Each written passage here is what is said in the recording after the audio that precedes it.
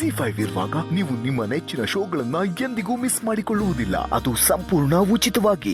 ನಿನಗೆ ಒಳ್ಳೇದು ಯಾವುದು ಕೆಟ್ಟದ್ದು ಯಾವುದು ಅನ್ನೋ ಡಿಫ್ರೆನ್ಸೇ ಅರ್ಥ ಆಗದೆ ಇರೋ ಮಟ್ಟಕ್ಕೆ ಹೋಗ್ಬಿಟ್ಟಿದೆಯಲ್ಲ ಕೀರ್ತನ.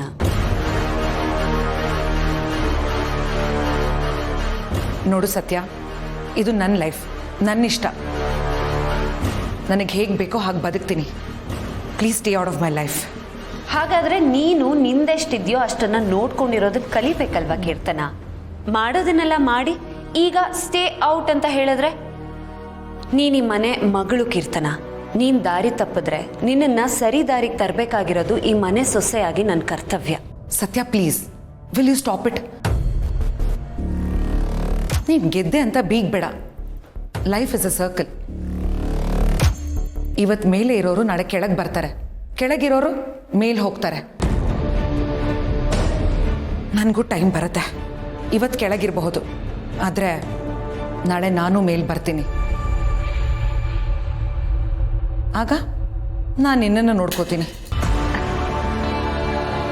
ನೋಡಿದ್ಯಾ, ಇಷ್ಟು ಹೇಳಿದ ಮೇಲೂ ಅದೇ ಹಠ, ಅದೇ ದ್ವೇಷ. ಯಾಕೆ ಹೀಗೆ ನೀನು? ಬದಲಾಗು ಕೀರ್ತನ.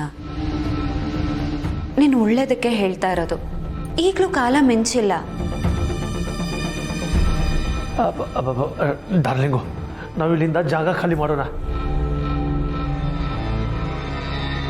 ಇನ್ನೂ ಸ್ವಲ್ಪ ಹೊತ್ತಿದ್ರೆ ಜಗಳ ಆಗೋದು ಗ್ಯಾರಂಟಿ. ಸುಹಾಸ್, ನಾನು ಜಗಳ ಮಾಡ್ತಿದ್ದೀನಾ? ನನ್ನ ಹತ್ರ ಮಾತಾಡಬೇಕು ಅಂತ ಇವಳೆ ತಾನೇ ಬಂದಿರೋದು. ಸದ್ಯ ನಾನು ಮಾತಾಡಕ್ಕೆ ಬಂದಿದ್ದು ಅಂತ ನಿನಗೆ ಗೊತ್ತಾಯ್ತಲ್ಲ. ನೋಡು, ನಿನ್ನ ಹತ್ರ ಜಗಳ ಮಾಡೋದಕ್ಕೆ ನನ್ನ ಹತ್ರ ಶಕ್ತಿನೂ ಇಲ್ಲ, ಸಮಯನೂ ಇಲ್ಲ. ಯಾಕಂದರೆ ಅದರಿಂದ ಏನು ಯೂಸ್ ಇಲ್ಲ ಅನ್ನೋದು ನನಗೆ ಗೊತ್ತಾಗಿದೆ. ಸೊ ಒಬ್ಬ ಒಳ್ಳೆ ಫ್ರೆಂಡ್ ಆಗಿ ನಿನ್ನ ನಾದ್ನಿಯಾಗಿ ಹೇಳ್ತಾ ಇದ್ದೀನಿ, ಈ ಮನೆಗೆ ಒಳ್ಳೆ ಮಗಳಾಗಿ, ಕಾರ್ತಿಕ್ಗೆ ಒಳ್ಳೆ ಅಕ್ಕ ಆಗಿ, ಸುಹಾಸಿಗೆ ಒಳ್ಳೆ ಹೆಂಡತಿಯಾಗಿರು. ಆಗ ನೀನು ಯಾರ ಹತ್ರ ಏನೆಲ್ಲ ಕಿತ್ಕೋಬೇಕು ಅಂತಿದೆಯಲ್ಲ ಅದೆಲ್ಲ ತಾನಾಗೆ ಸಿಗತ್ತೆ.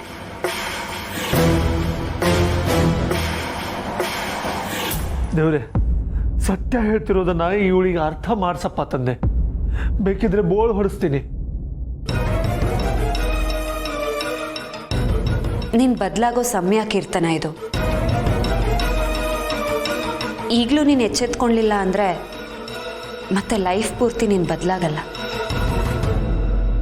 ಥ್ಯಾಂಕ್ಸ್, ಬಟ್ ಈ ಪಾಠನೆಲ್ಲ ಕೇಳೋರ ಹತ್ರ ಇಟ್ಕೋ. I am not interested. ನಾನು ಹೇಳೋ ಒಳ್ಳೆ ಮಾತೆಲ್ಲ ಹೇಳಿದ್ದೀನಿ. ನಿನ್ನಿಷ್ಟ. ನೀನೇ ಹೇಳ್ತಿರ್ತೀಯಲ್ಲ, ನನ್ನ ಲೈಫು ನನ್ನಿಷ್ಟ ಅಂತ. ನನ್ನ ಗಂಡಂಗೆ ಟ್ಯಾಬ್ಲೆಟ್ ಕೊಡಬೇಕು. ಬರ್ತೀನಿ. Good night. ZEE5 app download ಮಾಡಿ ಎಲ್ಲಾ ಸಂಚಿಕೆಗಳನ್ನು ಸಂಪೂರ್ಣ ಉಚಿತವಾಗಿ ನೋಡಿ.